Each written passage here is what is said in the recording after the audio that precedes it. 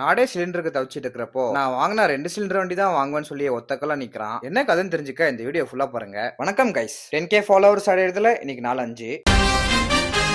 தம்பி வழக்கம் போல இன்னைக்கு ப்ரீ ஒர்க் எடுத்து வண்டி எடுத்து ஜிம்மு கிளம்புனா நம்ம 10 kg டிரான்ஸ்ஃபர்மேஷன் காய் இருந்துட்டு இன்னைக்கு மதியம் வெளியே போனோம் வந்துரு அப்படின்னா ரைட்டரான்ட்டு இன்னைக்கு ஜிம்முக்கு போய் ஆர்ம்ஸ் ஒர்க் அவுட் போட ஆரம்பிச்சிட்டோம். சீபம் மாதிரி ஒர்க் அவுட் போட்டா சீபம் மாதிரி ஆலாம் அப்படின்னு நம்ம பாண்டா வாட்ஸ்அப்ல அனுப்புனா அதை நம்பி இன்னைக்கு ஒர்க் அவுட் போட்டோம். நல்லா தான் இருந்துச்சு. இந்த ஒரு வேரியேஷனை தவிர என்னடா இவன் டக்குன்னு ஷோல்டர் போடுறான்னு பாக்காதீங்க. ஷோல்டர் இன்னைக்கு ஒர்க் அவுட்ல இருந்துச்சு. டைம் இல்லாதனால லேட்டரல் ரைஸ் மட்டும் போட்டு ஒர்க் அவுட் முடிச்சிட்டேன். நம்ம 10 கிலோ டிரான்ஸ்ஃபர்மேஷன் காய் நல்லா வெறியா இறங்கிட்டாரு. வேற சிந்த ஒர்க் அவுட் போடுறாரு. இதை பார்த்து நமக்கு ஒரு இன்பம். சரி வீட்டுக்கு வந்துட்டு நல்லா பிரேக்ஃபாஸ்ட் எல்லாம் சாப்பிட்டேன். சாப்பிட்டு இருக்கும் போதே நம்ம ஆள் கால் பண்ணிட்டான். போய் பார்த்தா கார் டயர்ல ஆணி அமைதியா வாணி அப்படின்னா ஆணி எடுக்காமலே போய் பஞ்சர் போடலான்னு போய் பார்த்தா தமாத்தோண்டு ஆணி டயர் மேல உட்காந்துருக்கு. பஞ்சரே ஆகல.